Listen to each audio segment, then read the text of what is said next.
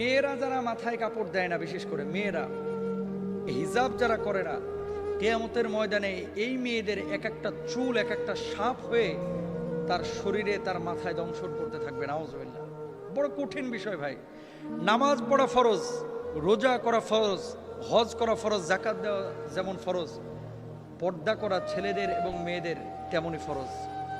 মনে রাখবেন আল্লাহ তাআলা বলেছেন ওয়ালিয়াদরিবনা বিখুমরিহিন্না আলা জুয়ুবিহিন, মেয়েরা এমন একটা পোশাক মাথা থেকে পা পর্যন্ত ঝুলিয়ে দিবে যাতে করে তার শারীরিক আকার আকৃতি অবয়ব বোঝা না যায়।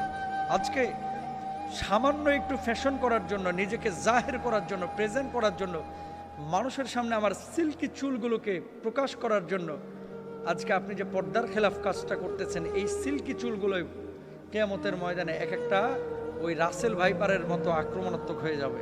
এই চুলগুলো আপনাকে মাথার উপরে দংশন করবে। কেন আমরা বুঝি না? ছেলেরা এবং মেয়েরা দুপক্ষকে পর্দা করতে হবে, চোখটাকে অবনমিত রাখতে হবে। মেয়েদের পর্দা তো পুরো শরীর, আর ছেলেদের পর্দা হচ্ছে নাভি থেকে নিয়ে হাঁটু পর্যন্ত।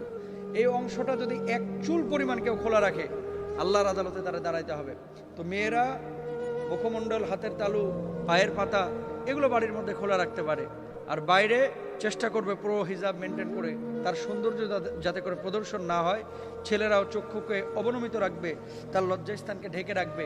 এমন কোনো প্যান্ট ছেলেরাও মেয়েরা ব্যবহার করবে না যেটা জড়সড়, শারীরিক আকার আকৃতি বোঝা যায়, ফিজিক্যাল স্ট্রাকচারটা বোঝা যায়। এটা সম্পূর্ণরূপে হারাম। আল্লাহ বোঝার তৌফিক দান করুন।